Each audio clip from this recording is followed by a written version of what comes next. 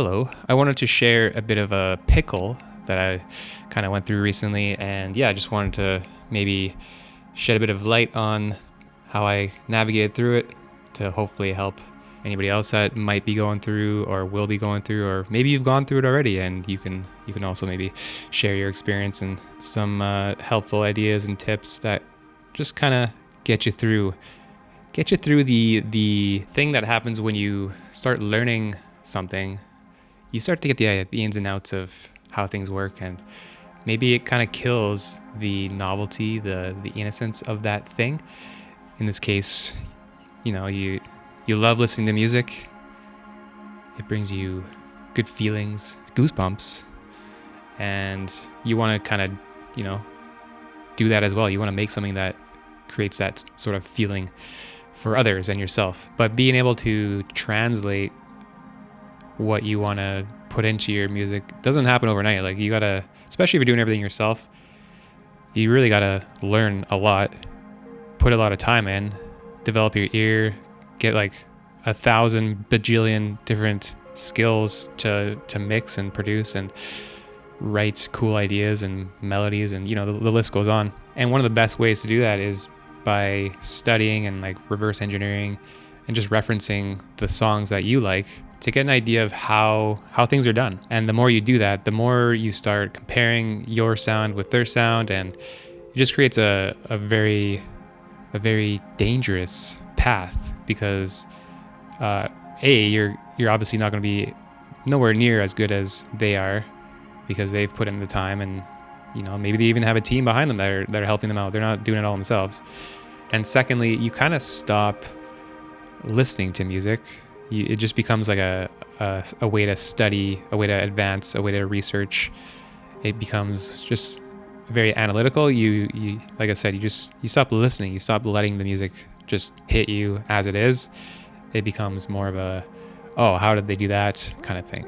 Because before I started along this journey of learning how to make music, I had no idea what a riser was. I didn't know what a filter cutoff was.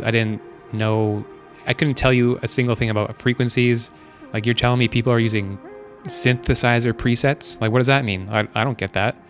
My only musical background is back in junior high, I played saxophone for, I think, 2 years. And it was fun, but, if it's between playing saxophone or playing World of Warcraft, then I'm going to be playing my Night Elf Warrior every waking minute I could. So for the first 30 years of my life, I was I was a consumer of music. I just listened to it, and that was it. I enjoyed it. I still do, thankfully, but there was a couple years after I started learning music production where music just wasn't enjoyable anymore. It just didn't feel like it did before I started this rabbit hole of learning how to mix and produce and all that stuff. And if you got a couple minutes, I'm gonna tell you kind of how it went down, and then how I kind of got out of it, because maybe you'll get something out of it. Spoiler alert, just keep going. Like, just keep going.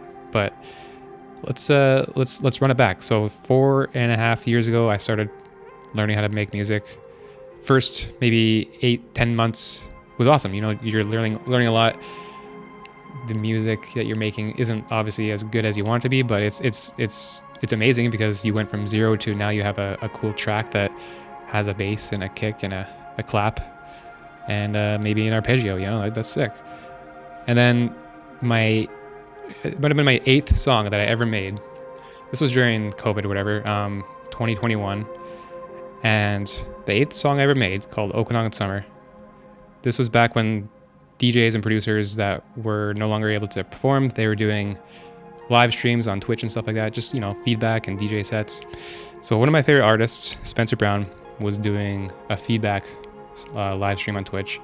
I sent him this song, this Okanagan Summer track, and he was blown away. He was like the first minute he paused the track, and he was like, what is with everyone here making good music? Because we had other guys before me submit their tunes, and which were great too. And get to the drop. the bass hit, man, the fucking bass. And he paused it again. He was like, he was just, I don't remember the exact reaction, but he was shocked. He was, I'll stop kind of making it seem extreme, but I have the recording of the whole reaction because I found it pretty cool. But yeah, and from that moment on, I was like, wait a second, well, first of all, I was just blown away that one of my favorite artists actually enjoyed something that I made, and I was barely even a year into my journey, and things were looking good. But anyways, so what happened there, it just changed my kind of outlook on my production. It was like, oh, like I can actually maybe make something that is viable here, which kind of led me down the path of, now I got to start taking this seriously. So, I kind of, okay, well, let's get serious. Let's start thinking about, making some really good bangers. So yeah, that's kind of what led down to the path of referencing and comparing, and it slowly became a thing of, oh man, why can I do that? Why can't I make it sound that good? I stopped enjoying music because I kept overanalyzing the music that I was listening to, trying to compare it with my own skills, and realizing I was crap compared to them. And I wasn't aware of it at the time that this was happening, but when I did realize that, oh wow, like I haven't got goosebumps from listening to a song in so long, and I really missed that.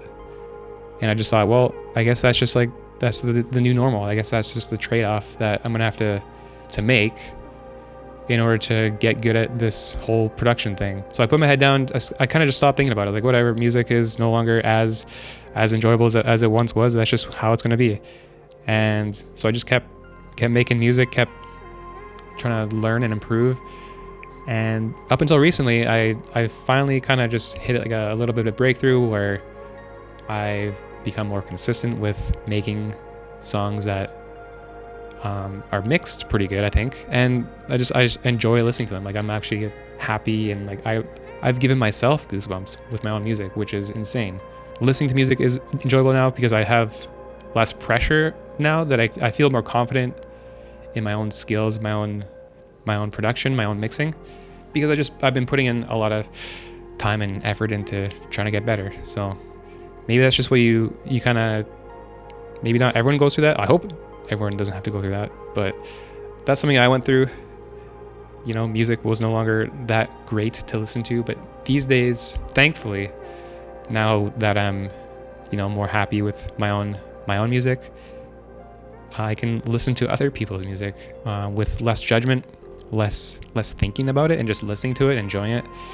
And yeah, I think going back to how I can maybe give some guidance, some help, some information on how I got through that was, and it's nothing amazing, but just like keep going, keep learning, keep improving. You'll get through that kind of hurdle, hopefully. Maybe hearing my perspective might help, just from one person to another over the internet, one music producer to another, one soul to another, just kind of going through this journey together. And yeah, keep going.